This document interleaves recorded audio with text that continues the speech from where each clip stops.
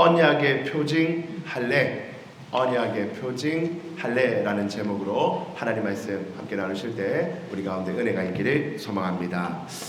여러분들은 살아가면서 뭐 직장이나 이웃들과 친구들과의 관계에서 내가 성도다, 내가 하나님의 백성이다 하는 것을 어떻게 드러내면서 사십니까? 여러분들이 성도인 것을 여러분들 친구들이, 직장에 있는 동료들이 다 알고 계십니까? 네. 어떻게 알죠? 식사할 때 매일 기도하십니까? 또 그렇게 하시는 분도 있고, 또 뭐 주일은 나는 꼭 어디 출근이라는 거 안 됩니다, 저는 꼭 주일을 지켜야 됩니다, 뭐 이렇게 미리 얘기해서 알고 계신 분도 계실 겁니다. 여러분, 우리가 그리스도인으로서 이 세상 속에서 살면서 내가 그리스도인입니다 하는 것을 드러내는 게 좋습니까? 숨기는 게 좋습니까? 당연히 드러내는 게 좋아요. 그래서 어떤 분들은 십자가 목걸이를 하고 지내시는 분들도 있고, 또 차에다가 성경책을 딱 올려두고 한 번 펴지는 않지만 올려는 두고 계시는 분도 계시고, 또 요즘에는 스마트폰 다 있으니까 스마트폰 배경화면에 하나님 말씀 딱 올려놓거나, 아니면 카톡에 다 쓰는 카톡 프로필에다가 주님의 말씀을 딱 올려놓거나, 뭐 그러면 저분이 성도구나 하고 보통 사람들이 이해하게 될 겁니다. 제가 언젠가 어떤 한 청년을 만났는데요, 이 청년이 문신이 몸에 좀 많아요. 딱 보는데 우리는 좀 뭐 문신이 뭐 꼭 나쁘다고 말하기 좀 어렵지만 조금 어색하잖아요. 우리는 아직 잘 안 하니까. 청년을 이렇게 딱 만났는데 그 청년 몸에 이렇게 문신이 군데군데 있어요. 멀리서 볼 때는 저 청년 좀 무서운데 안 만나면 좋겠는데 하는 마음이었는데, 딱 가까이 가보니까 전부 다 말씀이에요. 영어로. 여호와는 나의 목자시니, 이 친구 팔에다가 여호와는 나의 목자시니 내게 부족함이 없으리로다.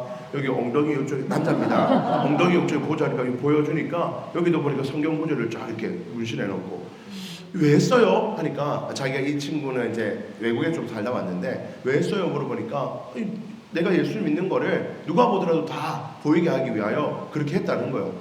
그래서 이게 맞나? 이게 옳은가 하는 생각이 들지만 하여튼 그 마음은 이해가 되더라고요. 내가 예수를 믿는 자입니다, 하나님 백성입니다 하는 거를 어떻게든 몸에 새겨서라도 드러내겠다는 마음이었지요. 여러분, 오늘 우리는 이런 것을 내가 예수 믿는다는 표시다 이렇게 표현하는데요, 그런 표시에 대해서 한번 얘기를 좀 나눠보고자 합니다.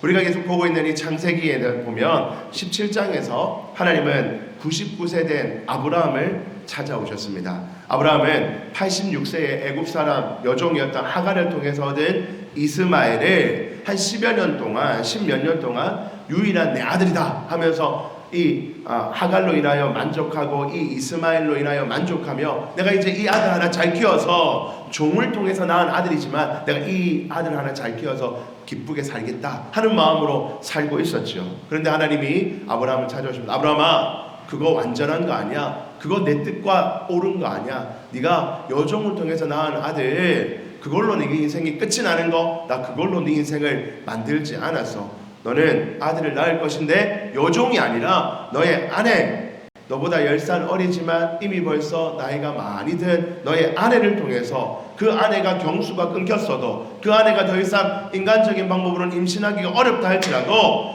그 아내를 통해서 내가 아들을 낳아서 그 일을 통하여서 너에게 놀라운 일을 행할 거야 라고 아브라함을 찾아오셨다는 겁니다. 아브라함아, 내가 포기 안 했는데 네가 왜 포기하냐? 내가 아직까지 일하고 있는데 네가 왜 멈추었느냐? 하며 하나님께서 아브라함을 찾아오셨다는 겁니다. 이제 그렇게 아브라함을 만나신 하나님이, 아브라함아, 내가 약속할게. 여러분, 99세 된 이 노인이 이제 아들을 다시 낳게 하겠다. 아내가 89세입니다. 아내가 90살이잖아요. 그죠? 90살 된 아내를 통해서 아들 낳겠다는 말을 들을 때 믿음이 잘 생기겠어요? 우리라고 믿음이 생기겠습니까? 어렵지 않겠습니까? 그래서 하나님이 아브라함에게, 아브라함아, 의심하지 말라. 내가 약속을 맺을 거야. 얘들아, 분명히 약속 맺을게 하면서 오늘 본문에 그 약속을 다시 한 번 더 확인시켜주는 장면입니다. 7절부터 한번 가보시죠. 7절에 내가 내 언약을 나와 너 및 내 대대 후손 사이에 세워서 영원한 언약을 삼고, 내가 너와 맺은 약속 영원한 거야, 불변한 거야, 반드시 지킬 거야 라고 하나님 말씀하시는 거예요. 너와 내 후손의 하나님이 되리라. 내가 이거 안 이루면 내가 너의 하나님이라고 인정 못 받을 거야. 내가 이거 반드시 이룰 거야. 너를 너를 통해서 아들 낳게 하는 거 그거 반드시 이룰 거야. 그거를 통해서 내가 너의 하나님인 것을 증명해낼 거야 라고 하나님이 말씀하시는 거예요. 8절에도 내가 너와 내 후손 사이에 네가 거류하는 이 땅 곧 가나안 온 땅을 주어 영원한 기업이 되게 하고 나는 그들의 하나님이 되리라. 내가 너희들의 하나님, 내가 너희들의 유일한 신, 내가 너희들의 유일한 아버지가 되어줄 텐데 무엇으로 증명한다고요? 너에게 아들을 낳게 하겠다는 걸로, 가나안 땅을 주는 것으로 내가 분명히 너희와 약속을 맺고 있어. 너 의심하지 마. 네 나이가 많다고, 너의 능력이 떨어졌다고, 이제 방법이 없다고 그런 생각하지 말고 내 약속을 붙들고 나아가라라고 하나님이 아브라함을 독려하고 계신다는 것입니다. 자, 이제 오늘 이제 본문을 보면 이렇게 아브라함과 다시금 언약을 맺으신 하나님께서 아브라함에게, 아브라함아, 근데 네가 할 일은 딱 하나야. 네가 할 일은 내가 너와 이런 약속을 맺었다는 것을 늘 기억하고 살아가는 것인데 그것을 위해서 네가 딱 한 가지 일만 하면 돼 라고 한 가지 일을 명령하십니다. 그 일이 뭔가 우리 같이 한번 본문을 보겠습니다. 9절 같이 한번 읽어볼까요? 시작. 하나님이 또 아브라함에게 이르시되 그런즉 너는 자, 너도 지킬 게 있어. 한 가지 꼭 지킬 게 있는 게 그게 뭐냐? 10절로 가보겠습니다. 뭐를 지키라 하십니까? 같이 읽어봅니다. 시작. 너희 중 남자는 다 할례를 받으라. 이것이 나와 너희와 너희 후손 사이에 지킬 내 언약이니라. 아멘. 무엇을 하라고요? 할례를 받으라는 거예요. 아브라함과 그리고 남은 모든 후손들, 남자들은 모두 할례하는 것으로 너와 내가 약속 맺었다는 것을 너가 기억하게 한다는 것입니다. 여러분, 할례가 무엇입니까? 우리가 잘 알다시피 할례는 남성의 성기의 그 위에 부분의 포피를 잘라내는 행위입니다.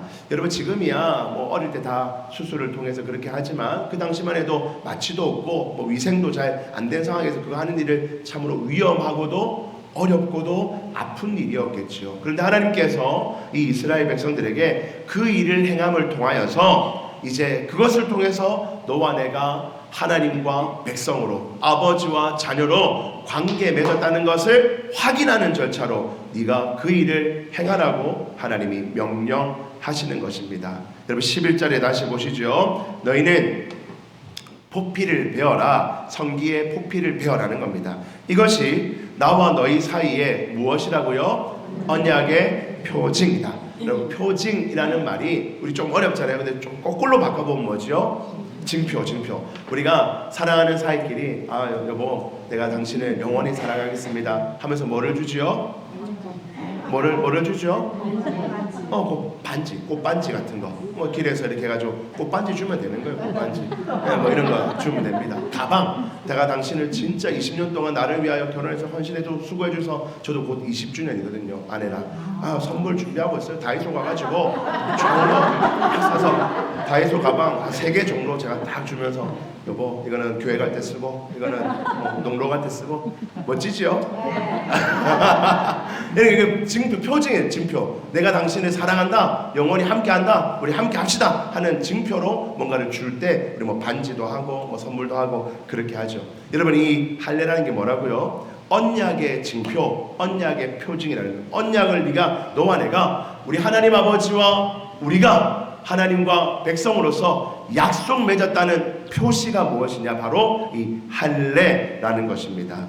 여러분, 여기서 중요한 것은 할례가 언약의 표징이라는 것은 할례 자체에 어떤 특별한 의미가 있거나 능력이 있는 것이 아니라는 거예요. 여러분, 할례 자체를 함을 통해서 뭔가 특별한 일이 일어나는 일은 절대 아닙니다. 그러나 이 할례의 표시와 흔적을 통해서 하나님과 내가 약속 맺은 자이다, 하나님과 내가 관계 맺은 자라는 것을 기억하고 확인하고 인식하기 위하여 이 할례를 행했다는 것입니다. 지금 우리는 세례를 통해서 이와 비슷한 일을 하고 있죠. 여러분, 보통 사람이 화장실을 몇 번 정도 갑니까? 일반적으로 남자들, 뭐 여성분들도, 제가 여성이 아니어서 잘 모르지만 남자들 보통 몇 번 가죠? 소변 보러 수시로 가면 병원 가야 돼요. 몇 번 정도 보통 갑니까? 남자분들이? 네. 서너 번, 장로님 그건 너무 작고 막 저는 너무 바쁘. 보통 일반적으로 의학적으로 보면 한 7, 8번 정도 가는 게 정상이래요. 근데 막 10몇 번 가면 약 드셔야 되는 거예요. 그죠? 10몇 번 가면 보통 7, 8번을 화장실에 이렇게 소변 보러 가신답니다. 여러분, 좀 부끄러운 얘기지만 얘기를 해볼게요. 여러분, 성기의 표피를 잘랐다는 것은 몸에 흉터가 남습니다. 반드시 표가 나게 돼 있어요. 그죠? 그러면 남성들은 화장실을 가면 반드시 그 성기를, 자신의 성기를 보게 될 수밖에 없습니다. 여러분, 성기를 본다는 사실을 통해서 무슨 의미가 담겨 있습니까? 나는 하나님과 약속 맺은 사람이야. 나는 하나님과 약속 맺고 살아가는 사람이야. 나는 하나님을 아버지라 부르며 날마다 사는 사람이야 하는 것을 적어도 하루에 7, 8번은, 최소 7, 8번은 자신의 몸을 보며 하나님을 기억하게 하는 모습이 바로 이 할례라는 것 안에 담겨 있다는 것입니다. 이제 이렇게 할례를 하라고 하나님 명령하셨으면서 누구에게 하라고 하시는가? 12절 그 대상과 방식에 대해서도 말씀하십니다. 12절 같이 한번 읽어볼까요? 시작. 너희의 대대로 이방 사람에게서 돈으로 산 자를 막론하고, 하나님께서 말씀하십니다. 너희 집에 있는 너, 그리고 너의 조카 롯, 그리고 앞으로 너에게 태어날 아들, 그리고 그 후손들 뿐만 아니라 너희 집에 종으로 와 있는 남자라 할지라도, 애굽에서 데리고 온 종이든지 다른 나라에 데리고 온 종이든지 종이라 할지라도 너희 집 안에 있는 남자라면 누구나 다 막론하고 할례를 줘라. 이 말은 그 사람들 괴롭히라는 말이 아니라 아브라함의 백성들만, 아브라함의 자녀들만 하나님의 백성이 될 수 있다는 게 아니라 이방에서 온 자라 할지라도, 다른 곳에서 온 자라 할지라도 아브라함과 함께하며 하나님을 함께 예배하고 하나님을 의식하는 자는 하나님의 백성이 될 수 있다라는 것을 말해주고 있습니다. 그래서 유대인들이 우리 민족만 특별해, 우리 민족만 선택받은 백성이야, 우리 민족만 구원받아 하는 얘기는 너무나 잘못된 얘기, 구약에서만 봐도 그건 틀린 얘기를 하는 것입니다. 어느 민족이든 하나님의 백성 안으로 들어올 수 있도록 하나님께서 길을 열어주셨습니다. 그리고 언제 할례해야 됩니까? 12절 후반절에 보니까 난지 며칠 만에요? 8일 만에 할례를 받. 아이가 태어납니다. 아이가 태어나서 아들이 태어나면 그 아이를 8일 뒤에 할례를 하도록 규정해요. 아주 간단하겠죠. 간단하게 할례를 하게 되어 있습니다. 여러분, 레위기를 보면요, 남자아이를 낳은 여자든요, 여성 엄마는 7일 동안, 며칠요? 7일 동안은 부정한 상태라고 했습니다. 이 부정하다는 말은 뭐 더럽다, 뭐 추하다 이런 뜻이 아닙니다. 부정하다는 것은 정결하게 되는 기간이 필요하다는 의미입니다. 하나님께서 구별해 놓은 기간이 7일 동안은 이 여성을 따로 구별해 두어서 일도 시키지 말고 험한 거 하지 말고 다른 사람과 접촉하지 말고 지켜주는 거예요. 여러분, 여인이 아이를 낳고 나면 7일 동안은 그 쉬게 해주는 거는 보호하는 겁니까? 아니면 쫓아내는 겁니까? 보호하는 거예요. 7일 동안은 최소한 보호하고 그 이후에 8일째 되는 날에 그 아이를 데려다가 할례를 시키라는 명령입니다. 그리고 이 8이라는 숫자는 성경에서 부활 그리고 새 질서를 의미하는 단어죠. 숫자입니다. 8일은 일요일부터 일, 월, 화, 수, 목, 금, 토, 일 이렇게 되잖아요. 그죠? 우리 예수님이 금요일 날 죽으시고 3일째 부활하시니까 8이라는 숫자는 부활을 상징하는 숫자입니다. 그래서 8일째 할례를 하라는 말은 그 부활과도 연결되는 의미라고 할 수 있습니다. 여러분, 유대인들은요, 이 할례 의식에 유대인 공동체 성인 10명 이상이 모여서 함께 시행했습니다. 한 집에 아이가 태어나서 할례 받을 날이 왔습니다. 그러면 그냥 가족들끼리 대충 하는 게 아니라 친한 친척들도 친구들도 부릅니다. 우리 집 오세요. 지금 오늘 우리 집 잔치입니다. 우리 집 아이가 이제 드디어 할례 받습니다. 우리 함께 오셔서 기뻐하고 찬양하며 예배하며 이 아이가 하나님의 백성으로서 거룩한 표시를 하는 이날에 우리 기쁨으로 맞이합시다 하면서 10가정 이상이 10명 이상이 함께 모여서 시행하였습니다. 우리 세례 받는 날에 우리 성도들 함께 축하하며 선물하고 격려하는 것과 거의 비슷한 모습이라 할 수 있겠죠. 이렇게 할례 명령을 하나님께서 주셨던 것입니다. 그리고 이 할례를 행하는 것은 절대로 대충 해서도 아무렇게 생각해서도 안 됩니다. 너무너무 중요한 겁니다. 그래서 14절 마지막 절입니다. 우리 같이 한번 읽어봅니다. 시작. 할례를 받지 아니한 남자 곧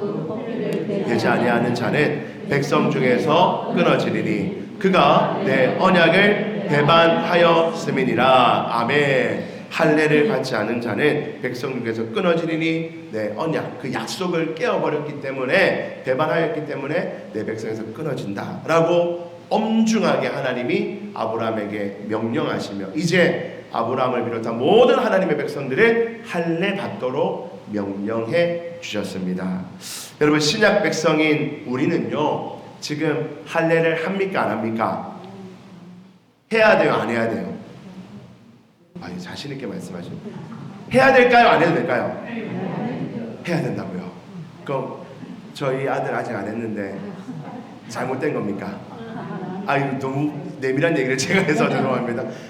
해도 되고 안 해도 됩니다. 지금은 그냥 위생적인 차원에서 이렇게 복용 수술을 해주는 경우도 있고 안 하기도 하고 뭐 그렇죠. 여러분, 신약 백성인 우리는요, 이제 할례를 꼭 해야 될 필요는 없습니다. 왜입니까? 율법의 완성이신 예수님께서 십자가에서 죽으시고 부활하심을 말미암아 모든 언약을 완성하시고 모든 다른 약속들은 예수 그리스도를 믿는 믿음으로 모든 언약들을 완성하셨기 때문에, 예수를 믿는 것만으로 모든 약속들이 다 이루어졌기 때문에 우리는 더 이상 그런 구약의 약속들을 지키지 않습니다. 골로새서 2장에 가니까 이런 말씀이 있죠. 골로새서 2장 11절에 가니까 또 그 안에서, 교회 안에서 이 말입니다. 너희가 손으로 하지 아니한 할례를 받았으니, 손으로 하지 아니한 할례를 이미 다 받았대요.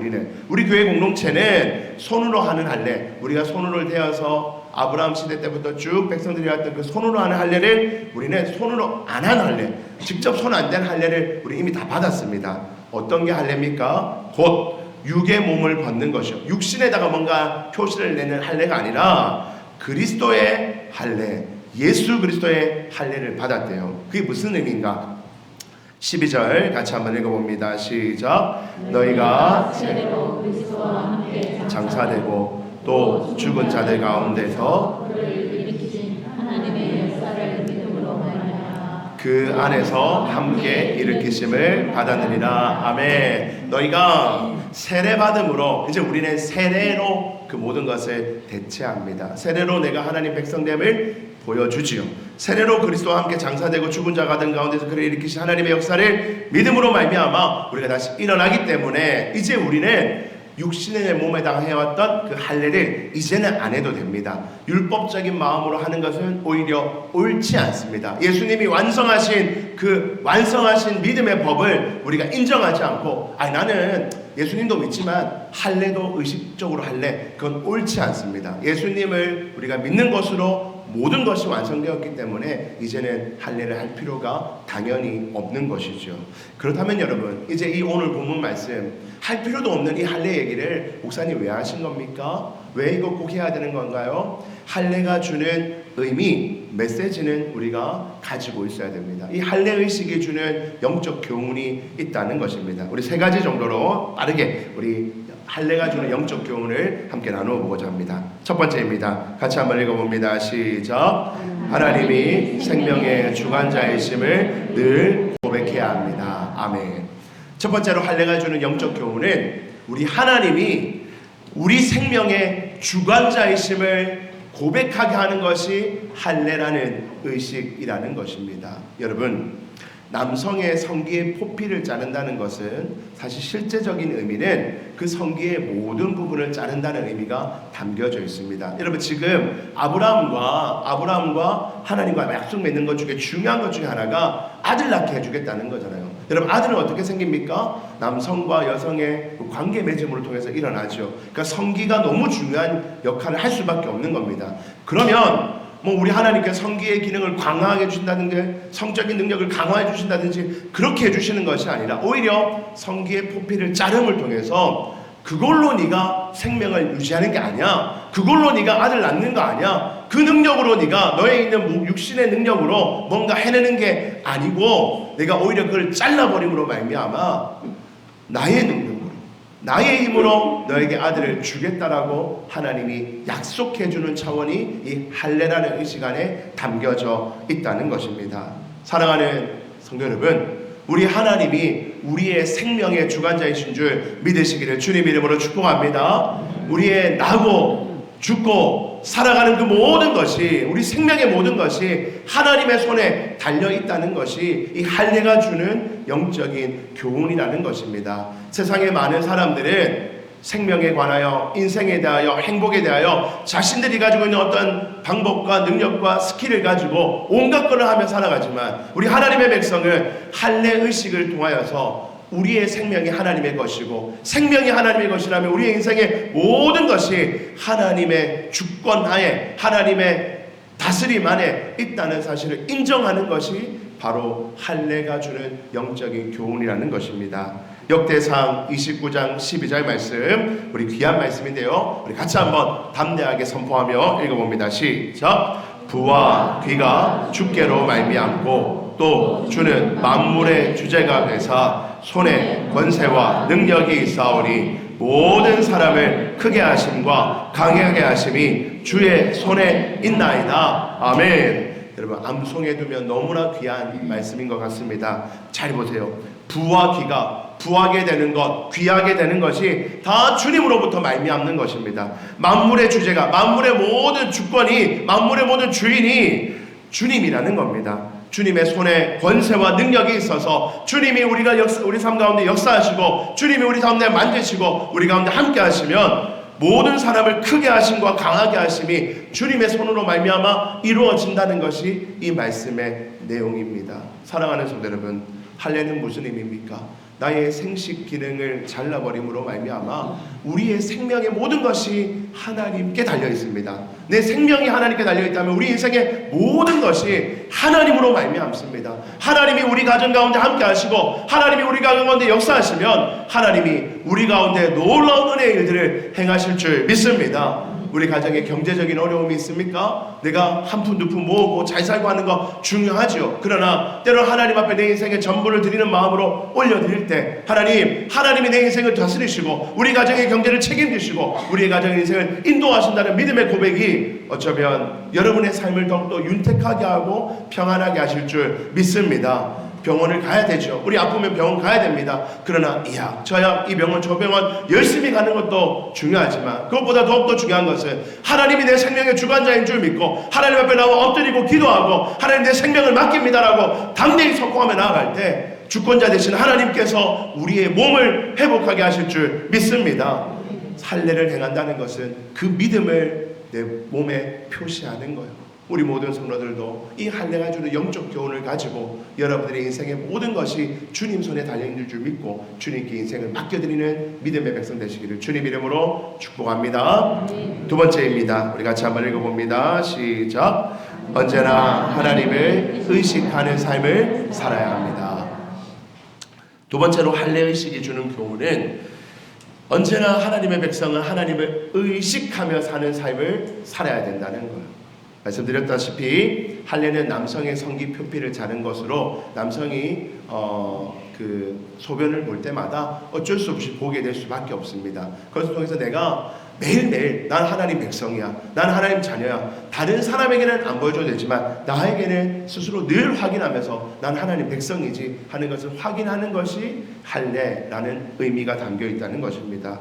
여러분, 우리는 날마다 내 스스로가 하나님의 백성인 것을 의식하며 살아야 됩니다. 여러분은 언제 의식하며 사십니까? 오늘 이제 예배당을 나갑니다. 주일이 끝나고 월요일이 됩니다. 그러면 월요일부터 다음 주일까지 내가 하나님의 백성인지를 어떻게 확인하며 살아가십니까? 아까 소두에 말했던 것처럼 어떤 분들은 내 몸에 십자가를 달고 다니며 또 어떤 분들은 스마트폰에 뭐 이렇게 하나님 말씀 같은 거 깔아놓고 자주 보고 다 좋습니다. 너무너무 좋은 일이죠.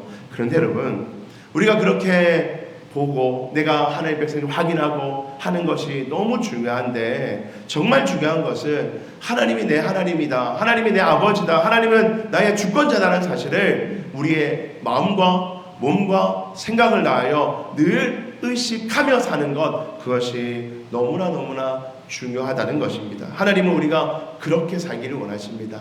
6일 동안 하나님 잊어버리다가 6일 동안 하나님이 내 아버지인지 하나님이 나와 함께 하는지 하나님 내 삶을 다스리는지 전혀 생각 없이 살다가 7일째 주님 앞에 나와서 예배당에 와서만 하나님 아버지를 예배하고 찬양하고 기도하며 돌아가는 우리의 모습을 보며 하나님은 안타까워하세요. 내가 내 인생을 간섭하고 싶다. 내가 네 인생에 개입하고 싶다. 내가 너와 함께하며 네 인생을 돕고 싶고, 네가 어렵고 외롭고 쓸쓸하고 힘들 때 내가 너의 위로자가 되고 상담자가 되고 도움이 되고 싶다라고 하나님이 우리에게 그렇게 말씀하시는데, 우리는 하나님 잊어버리고 살 때가 얼마나 많이 있냐는 것입니다. 여러분, 시편 139편 너무 귀한 시편입니다. 이 시편에 보면 우리가 어떤 마음으로 살아야 될지가 잘 나옵니다. 139편 1절부터 천천히 제가 한번 시를 낭독해 드릴 테니까 우리가 하나님을 의식하며 사는 삶이 어떤 삶인지를 함께 보도록 하겠습니다. 1절부터 제가 읽습니다. 여호와여, 주께서 나를 살펴보셨으므로 나를 아시나이다. 주께서 내가 앉고 일어섬을 아시고 멀리서도 나의 생각을 밝히 아시오며 나의 모든 길과 내가 눕는 것을 살펴보셨으므로 나의 모든 행위를 익히 아시오니 여호와여, 내 혀의 말을 알지 못하시는 것이 하나도 없으시니이다. 주께서 나의 앞뒤를 둘러싸시고 내게 안수하셨나이다. 이 지식이 내게 너무 기이하니 높아서 내가 능히 미치지 못하나이다. 내가 주의 영을 떠나 어디로 가며 주의 앞에서 어디로 피하리이까? 내가 하늘에 올라갈지라도 거기 계시며 수월에 내 자리를 펼지라도 거기 계시니이다. 내가 새벽 날개를 치며 바다 끝에 가서 거주할지라도 거기서도 주의 손이 나를 인도하시며 주의 오른손이 나를 붙드시리이다. 아멘. 여러분, 너무 귀한 시 아닙니까? 여러분, 이 시를 보니까 시인은 이렇게 말합니다. 주님이 나를 살펴보시는데 내가 앉을 때나 일어설 때나 멀리 있을 때도, 그리고 내가 생각하는 것까지도 주님은 다 아십니다. 나의 모든 길과 내가 눕는 것을 하나님 다 살펴보시고 내 행위를 다 아십니다. 뿐만 아니라 내 혀에 나오는 말까지도 우리 주님이 모르시는 게 하나도 없습니다. 내가 혼자 화를 내고 욕을 하고 분노하고 내 혼자 한 건데 뭐, 내 혼자 그냥 속으로 한 건데 뭐, 그렇지 않다는 거예요. 하나님은 내 혼자 하는 것도 다 아신다는 겁니다. 주님은 나를 둘러싸시고 안수한다. 손으로 꽉 대고 계시면서 나의 모든 것들을 알고 계시는 분이 우리 하나님입니다라고 고백하고 있어요. 이 시는 말합니다. 내가 아무리 멀리 도망가고 그 하나님 너무나 좀 부담스러워서 하나님 좀 그만 보세요. 저 좀 그만 좀 참견하세요. 제 인생에 그만 개입하세요 하고 아무리 도망가도 주님이 아무리 멀리 가도 거기서도 나와 함께 하시며 나를 돌보시고 지키시고 인도하시는 분이 우리 하나님이라고 이 시인이 고백합니다. 여러분, 우리가 어떤 마음으로 이 땅을 살아갑니까? 내가 직장에 가서든 가정에 가서든 어디에 있어든지 주님이 이렇게 나를 돌보시는구나, 이렇게 내 인생에 간섭하시는구나, 주님이 나와 늘 이렇게 하시는구나 하는 사실을 기억하시며 그 주님을 의식하며 그 주님과 함께 살아가는 것, 그것이 바로 할례가 주는 영적 교훈인 것입니다. 사랑하는 성도 여러분, 우리 주님이 여러분들과 늘 함께 하신다는 그 의식 안에서 주님과 함께 날마다 동행하시는 믿음의 백성 되기를 주님 이름으로 축원합니다. 마지막 세 번째입니다. 짧게 하겠습니다. 세 번째 같이 한번 읽어봅니다. 시작. 믿음은 자랑거리가 아니라 감사의 제목입니다. 아멘. 여러분, 믿음은 자랑거리가 아니에요. 여러분, 그래서 송기에 표피를 자른 겁니다. 여러분, 만약에 자랑할 만한 거면 귀에다 해도 되잖아요. 귀에다가. 그럼 귀는 남들도 다 보잖아요. 귀에를 뭐 이렇게 딱 구멍을 뚫어가지고 나 하나님 백성입니다 하고 자랑하고 다니게 만들면 되는 거 아니겠어요? 근데 하나님께서 아무도 보지 않는, 나만 보는, 그리고 나의 배우자만 눈으로 볼 수 있는 그런 곳에, 숨긴 곳에다가 할례를 하게 하신 것은 자랑거리가 아니라는 거예요. 믿음은 자랑거리가 아니라 감사의 제목입니다. 내가 어디 가서 난 믿음 있는 사람이야. 난 하나님 나와 함께 하니까, 난 하나님이 날 도우시니까 난 늘 자랑거리로 살고 어디 가서 으스대고 그러려고 우리 주님이 우리에게 믿음 주신 것이 아니에요. 여러분, 물론 우리가 하나님 믿는 것은 기쁘고 감사한 일이라서 사람들에게 알려야 됩니다. 그러나 그것을 자랑하는 것과 알리는 것은 다른 거예요. 자랑이 아닙니다. 우리는 감사하는 것. 주님, 나 같은 죄인을 살리시고 나 같은 인간을 자녀 삼아주셔서 나 같은 자와 늘 함께 하시며 돌보신다는 우리 하나님 아버지, 그 하나님의 은혜에 감사합니다. 내가 한 거 아무것도 없는데, 내가 잘난 것도 하나도 없고 내가 이룬 것도 없지만 그런 나를 사랑하시고 구원하신 하나님 은혜에 감사합니다. 그 감사의 고백을 날마다 하게 하는 것이 바로 이 할례의 은혜라는 것입니다. 사랑하는 성도 여러분, 우리는 이 할례를 통하여서 하나님께서 나를 구원하셨다는 사실을 기억해야 합니다. 하나님께서 나를 구원하시되 아무 조건 없이 선물로 주시고, 그리고 선물로 주신 이후에 감사하고 기뻐하고 감격하며 살도록 우리를 만드셨습니다. 그 감격의 기쁨, 그 구원의 감격이 여러분들 안에 있기를 주님 이름으로 축복합니다. 말씀을 정리합니다. 사랑하는 성도 여러분,